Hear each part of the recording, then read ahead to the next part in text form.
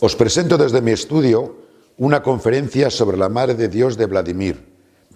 Y tal como sugiere el subtítulo, se trata de una investigación filológica para una copia conforme, pensada idealmente para el encuentro de amistad que debía celebrarse en Belgrado el 11 de septiembre de 2014. En primer lugar, comienzo por el origen y la historia del modelo, para posteriormente pasar a ver e ilustrar cómo he realizado correctamente esta copia conforme con una técnica muy precisa que ilustraré paso a paso. En lo que respecta a la tradición del modelo, como señalo, este icono, al igual que tantos otros, parece que fue pintado por San Lucas, según la tradición. Sin embargo, y de manera muy concreta, tenemos el relato de un cronista que cuenta que este icono fue llevado en el siglo XII desde Constantinopla a Kiev, como regalo del patriarca al gran duque Yuri, y que fue pintado por un artista griego, por lo que el modelo original pertenece al arte bizantino de la época de los macedonios. Este icono encontró su ubicación definitiva en el año 1151 en la ciudad de Vladimir, de la que toma el nombre, siendo por ello conocido como la Madre de Dios de Vladimir. En realidad, sin embargo, existen opiniones diversas sobre el año en el que fue ubicado definitivamente en Vladimir.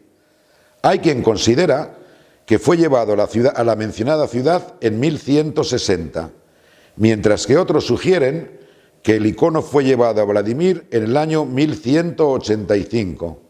De todos modos, fue llevado sin duda alguna a Vladimir en el período anterior al acontecimiento histórico de la Cuarta Cruzada de 1204. La historia que marca este modelo de la Madre de Dios de Vladimir continúa en Rusia durante la época de la invasión de Tamerlán de 1395 y por miedo fue trasladado a la Catedral de la Dormición del Kremlin de Moscú. El icono de la Madre de Dios de Vladimir se convirtió en un icono famoso debido a sus intervenciones milagrosas y a que se libró de varios saqueos e incendios a lo largo de su historia, por lo que siempre está presente en todos y cada uno de los acontecimientos importantes de Rusia, como un auténtico tesoro sagrado de la nación. En 1917 fue retirada de la Catedral de la Dormición del Kremlin como consecuencia del inicio de la Revolución de Octubre, donde fue colocada de nuevo, pero a continuación, y después de largos trabajos de restauración, ser llevada en 1919 a la Galería Tetriakov de Moscú, donde se encuentra actualmente. Los restauradores la encontraron en 1917 recubierta de una riza añadida en el siglo XVII y vieron además que había sido repintada más veces, política habitual en la antigüedad. Veremos posteriormente estas imágenes durante el transcurso de la intervención. Comienzo mi exposición mostrando el denominado icono de la Madre de Dios, pintado por el evangelista San Lucas y que vemos aquí en dos conocidos iconos. Paso ahora a hablar de la imagen propiamente dicha del icono de la Madre de Dios de Vladimir, que nosotros en Occidente conocemos por los libros en su medida original de 50 por 70 centímetros. Sin embargo, si contemplamos el icono original de la Galería Tetriakov, lo vemos en el estado original tal como lo estamos viendo en esta diapositiva, y en realidad se trata de una virgen que en su interior mide 50 por 70, pero que con el marco exterior de madera que la rodea mide 70 por 100 centímetros. Esto nos hace suponer que esta virgen estaba rodeada por escenas de la vida de María y de Cristo, presentes en la riza que cubría el marco y que fue añadida a comienzos del siglo XVII. De hecho, se trata de un icono que no es muy grande.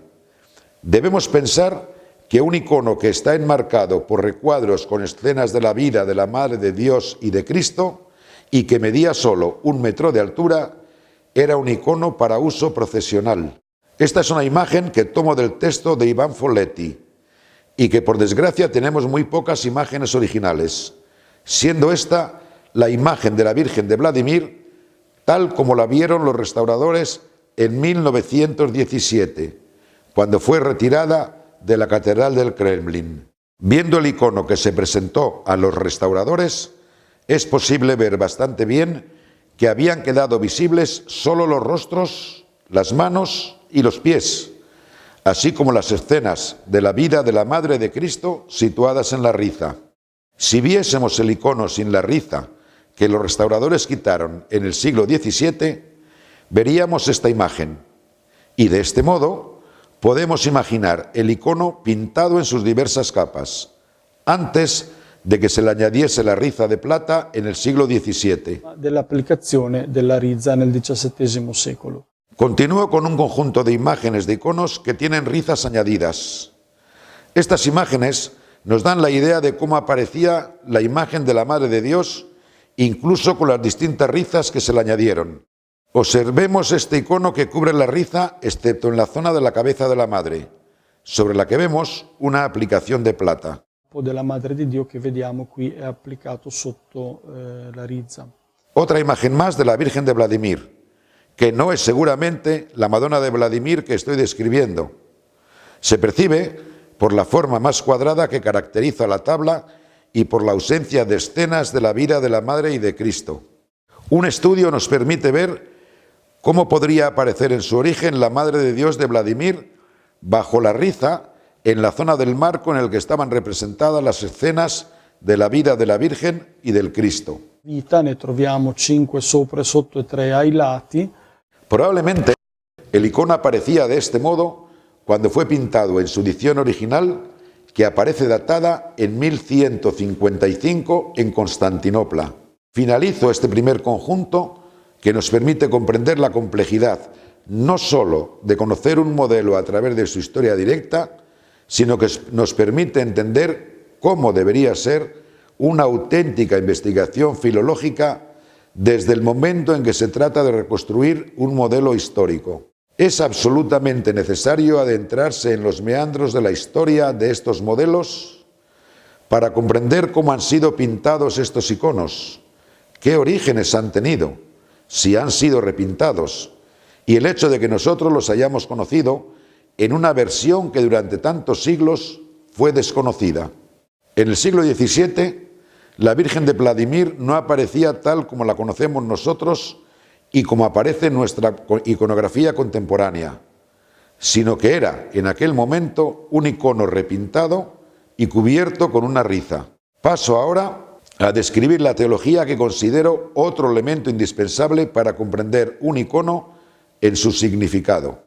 A menudo, estas pinturas esconden una labor dura, una tarea de investigación por parte del artista y a menudo también por parte de una comisión de teólogos o de una comisión eclesiástica que nos lleva a pensar que realmente existía todo un pensamiento increíblemente avanzado y evolucionado detrás de estos iconos. Por lo tanto, ayuda el conocer por qué han sido pintados y con qué tipo de mensaje. Y me parece que es un elemento indispensable para conocer a fondo la historia de una imagen. Tenemos ahora delante la imagen original de la Madre de Dios de Vladimir en primer plano. Y no he decidido por casualidad el tener en cuenta este primer plano. Lo he hecho por dos motivos. Un motivo por el que he tomado en consideración este primer plano es porque al haber estado cubierta por una riza durante tantos siglos, la Madre de Dios de Vladimir ha sido conocida por su cara, pues no se veía más que esta.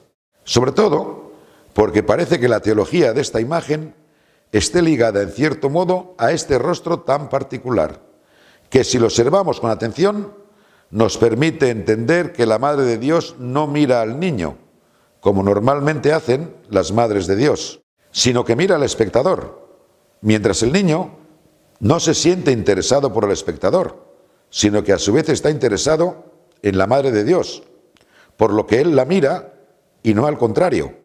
Los cultivadores de la filología se preguntan desde siempre por qué motivo aparece en un momento determinado de la historia de la iconografía, digamos que en torno a los siglos XI al XII, este modelo llamado la Eleousa, es decir, la Madre de Dios de la Ternura. Del pasado y diría que a partir del siglo VI, para las imágenes conocidas, nos han llegado estos otros dos modelos que son estereotipos clásicos y que son el modelo de la Madre de Dios o Digitria, aquí representado en el modelo boloñés de la Virgen llamada de San Lucas. El otro modelo que vemos aquí es el de la Virgen de las Blanquernas, la Madre de Dios de la Señal.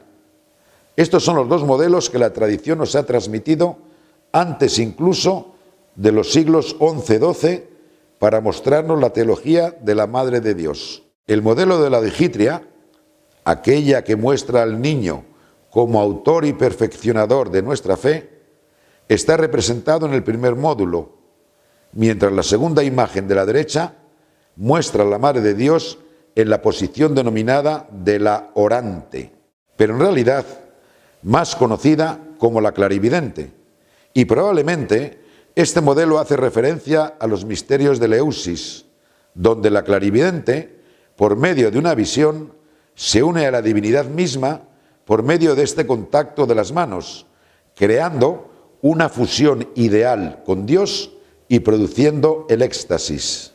En el cristianismo, el contacto genera a su vez un acontecimiento. No se limita al éxtasis. La visión de la Madre de Dios es, de hecho, la generación del Hijo Jesús.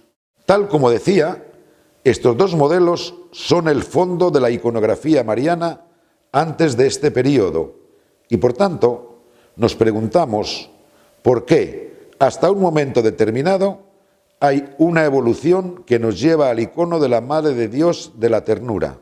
Algunas ideas proceden de estas imágenes. Por ejemplo, aquí estamos en el monasterio de Nereci y aunque la imagen no nos permite verlo muy bien, si viésemos el detalle de cómo la Madre de Dios abraza al Hijo aquí en el descendimiento, podremos captar bien el tema, apenas esbozado, de la gran ternura que la Madre muestra en relación con el Hijo. Este mismo tema lo volvemos a encontrar más tarde en Occidente, reflejado en imágenes que nos hablan de una especial confianza y ternura que se establece entre la Madre y el niño, siendo imágenes dialógicas que nacen en Occidente durante la Edad Media. Aquí tenemos delante una imagen datada en el año 300, o quizá un poco anterior, procedente de Vitale de Bolonia, que es la llamada Virgen del Cuchito, conservada hoy en la Pinacoteca Nacional de Bolonia. En este importante fresco podemos ver este diálogo entre la Madre de Dios y el niño, que hablan entre sí con gran cariño, mostrando una ternura que resulta extraordinariamente evidente. En esta imagen de Meo de Siena podemos ver a la Madonna de Monte Labate, conservada en la Galería Nacional de la Umbria en Perugia, donde observamos que el niño, además, se permite jugar con el velo de su madre, acariciándola y mostrando una actitud de gran ternura y confianza, como si fuese a hacerle cosquillas en su oreja. Por tanto, para muchos estudios, la aparición de este modelo de la ternura de la Madre de Dios, también en los iconos, habría que atribuirlo a las imágenes que tenemos de época más o menos coetánea, que desarrollan, sobre todo en Occidente, la idea de que se ha producido la denominada humanización de los modelos de la Virgen o Digitria y de la Virgen de la Señal. Contra este planteamiento, el padre jesuita Egon Sendler propone una nueva idea, expuesta de forma clara en su libro Los iconos bizantinos de la Madre de Dios, de edición francesa y traducido en diversas lenguas. Este libro opta por una tesis muy distinta, que yo también defiendo. Egon Sendler parte de esta idea y, observando el modelo de la Madre de Dios, se da cuenta de que estamos ante un icono con una parte delantera y otra trasera, por lo que ha sido pintado no solo por delante, sino también por detrás. Se ve muy bien en estos iconos procesionales con soporte, en los que por delante vemos a la Madre de Dios con el niño y por detrás vemos tres santos. El significado de una imagen nos lleva a la otra. La Madre de Dios es la Digitria, que nos propone a Jesús como autor y perfeccionador de la fe, siendo este el mensaje que recibimos mirando la imagen de frente. Cuando miramos la imagen que está detrás, contemplamos el significado, pues Jesús, autor y perfeccionador de la fe, es contemplado por estos santos que lo han seguido durante su vida y ha hecho que sus vidas fuesen transfiguradas por el misterio de la santidad. Por tanto, las dos imágenes se completan la una con la otra, enriqueciéndose mutuamente. Si continuamos, muestro otros modelos para deciros que existe una cierta difusión de estas imágenes procesionales a dos caras, viendo por ejemplo aquí una en la que delante tenemos la crucifixión y por detrás la resurrección. Esta representación contempla el sentido del misterio pascual, pues en la cara de delante vemos la cruz y cuando damos la vuelta al icono vemos en la otra cara la resurrección y por tanto al resucitado y al crucificado y viceversa. Los dos están unidos en un único misterio. La investigación de Egon Sendler pretendía descubrir qué significado tenía esa otra imagen de detrás del icono, con un altar y una cruz. Probablemente el padre Sendler habría pedido los permisos pertinentes para poder ver la parte trasera del icono, que actualmente no es visible al público en la Galería Tetriakov. Sendler ha entendido que la imagen de detrás es un altar, con la cruz, con los instrumentos de la pasión y el texto de Jesús, Christos Nika, es decir, Jesucristo el vencedor.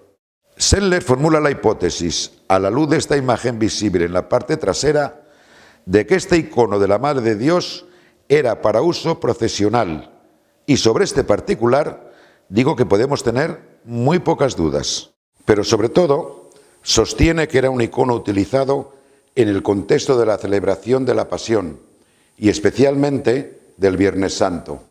Esta interpretación es muy importante, pues proporciona luz al modelo y nos permite entender que la Madre de la Ternura no nace en el contexto de modelos teológicos occidentales más humanos, como el que ya hemos visto, sino que por el contrario parece a su vez una intensificación teológica de los primeros modelos.